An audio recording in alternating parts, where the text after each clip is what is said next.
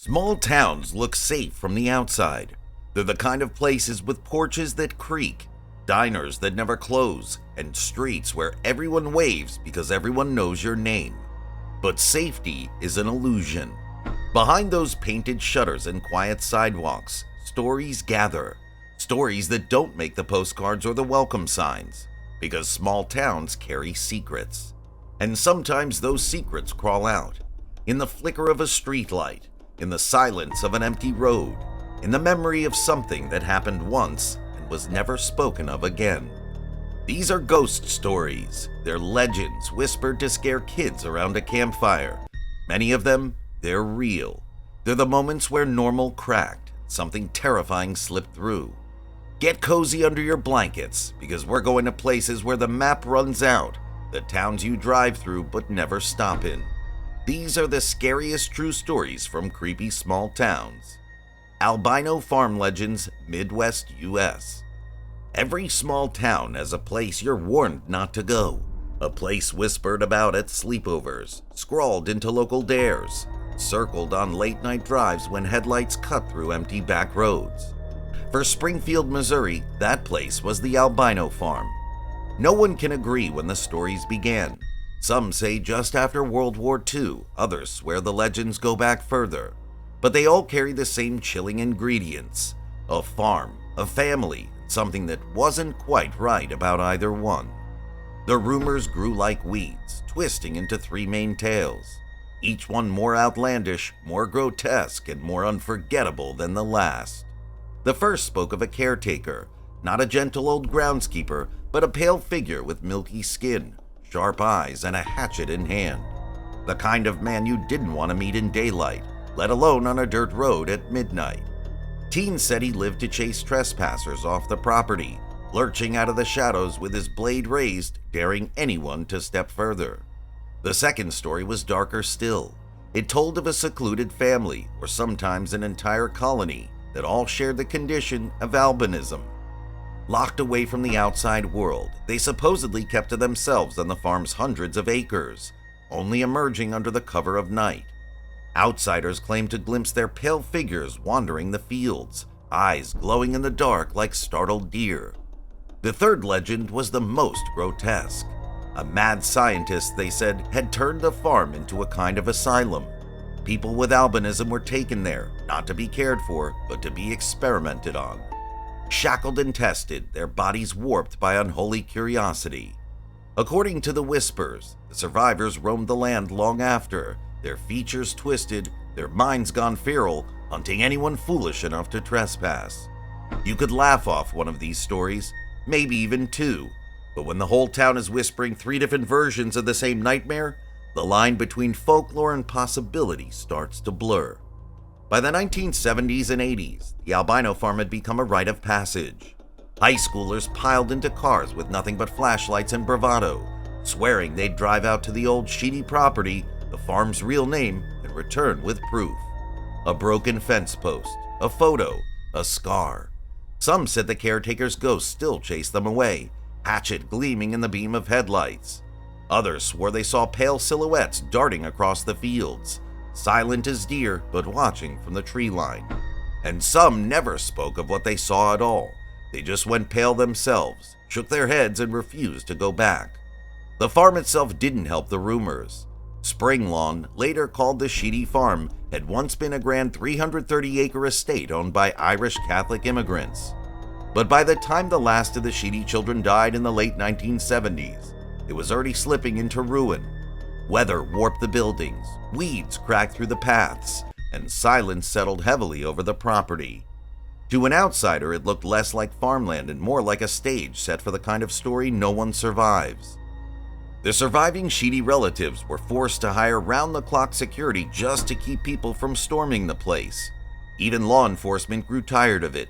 Deputies were called to the property again and again, shoving kids back into cars, breaking up fires, warning them away from windows where no one had lived in decades. But the stories were too strong. You could scare off a trespasser, but you couldn't scare off a legend. And still, people disappeared. No police report ever confirmed it, but whispers hung in the air. A boy who never came home after a dare. A drifter was last seen walking near the property. Were they real cases or just the kind of filler rumors that glue folklore together? No one can say for sure, but every time someone vanished in the county, the albino farm came up. Every time. Today, most who grew up in Springfield know the legends by heart. They'll tell you the caretaker was real, or the pale colony existed, or that something unspeakable was locked away in those barns.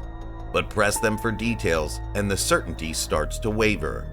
What no one disputes is that the farm itself became something bigger than bricks and fields. It became a vessel for fear, for everything unexplainable that a small town can't put into words. Even the name, Albino Farm, carries its own shadow. The word itself reduces an entire person to a single physical trait, turning difference into monsterhood. What began as a cruel shorthand grew into a local identity, till the Sheedy family estate was better known for a slur than for its true history. The Sheedy heirs hated it. One descendant's wife even refused to discuss the rumors at all, saying the stories had destroyed the family's memory of a place they once loved. Imagine being told your childhood home wasn't real anymore. It was just a backdrop for nightmares. And still, the albino farm endures. Not the land itself, but the legend. It refuses to die. It resurfaces in late-night drives, in dares passed from one class to the next, and in the media that can't resist its pull. Books have been written, most famously Steve Yates's The Legend of the Albino Farm, which fictionalized the Sheedy family into something both human and haunted. Articles, blogs, and even local news segments have returned to the story again and again, each time peeling back the layers but never reaching the bottom, because there is no bottom. The Albino Farm isn't one story, it's all of them. It's the place every small town has, the place you're told to stay away from, the place that dares you to come closer. When you do, you never leave unchanged. That's the power of folklore. That's the danger of belief. And that's why, decades later, the Albino Farm still makes Springfield shiver. The Texarkana Moonlight Murders, the Phantom Killer. Texarkana in 1946 was the kind of place that looked ordinary from the outside. A border town split between Texas and Arkansas, where weekends meant dances, church picnics, young couples parked along quiet country roads after dark. But that spring, a shadow settled over the town. A shadow with no name, no face, and no mercy. The press would call him the Phantom Killer.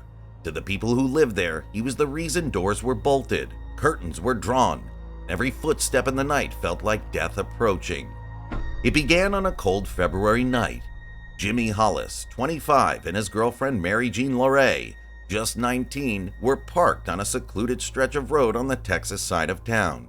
It was late, the kind of hour when silence makes every sound sharper. Out of the dark came a man, a figure with a gun, his face covered by a sack with 2 eye holes cut out, like something stitched out of a nightmare.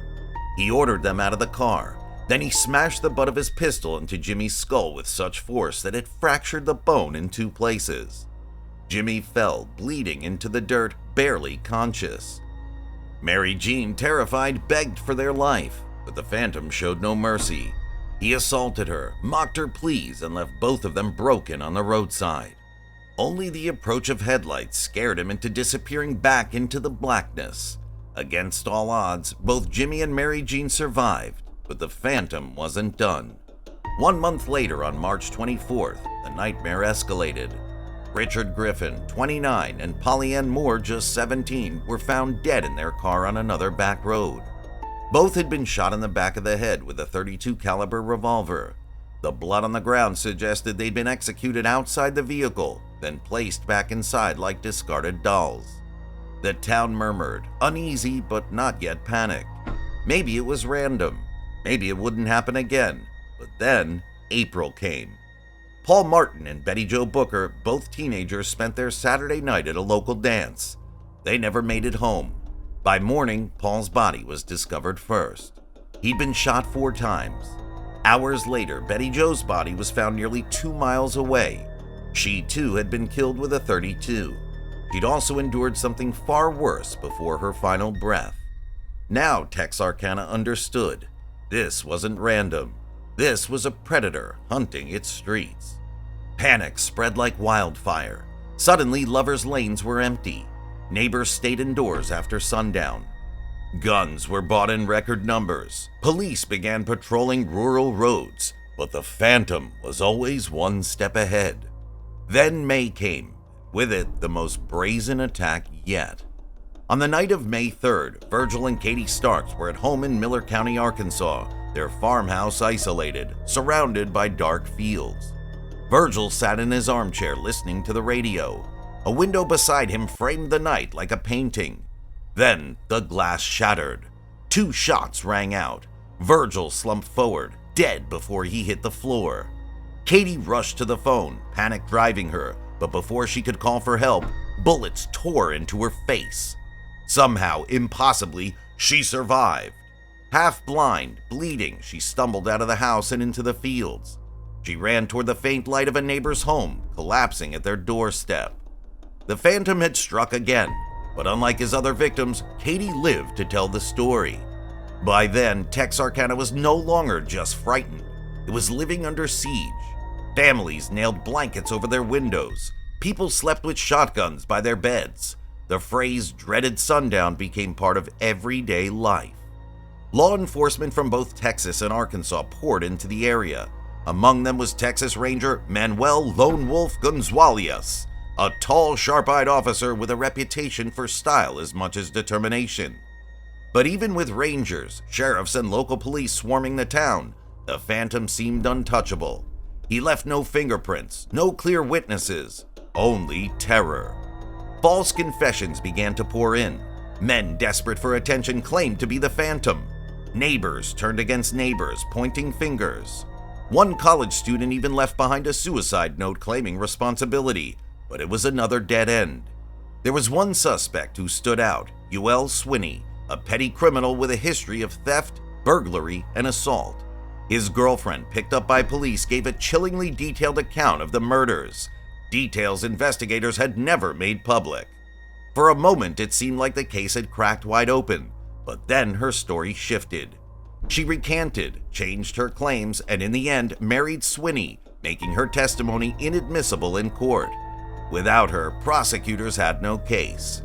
Swinney was locked away for life as a repeat offender in car theft, but was never convicted of murder.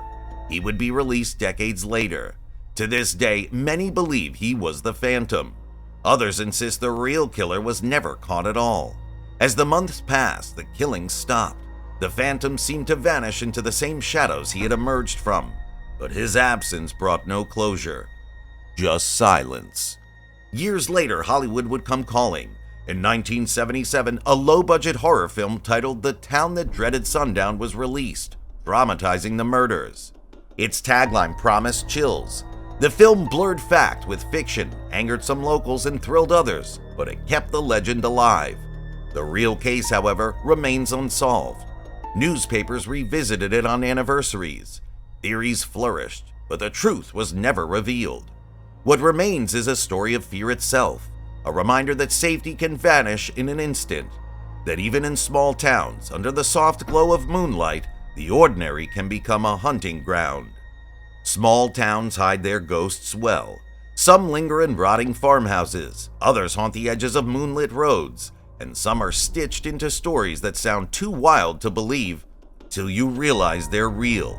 Legends like the Albino Farm, killers like the Phantom of Texarkana. Different places, different times, but the same unsettling reminder. Terror doesn't always strike in big cities or dark forests. Sometimes it's waiting in quiet little towns, tucked behind fences and front porches. And the scariest part? Some of these stories never ended.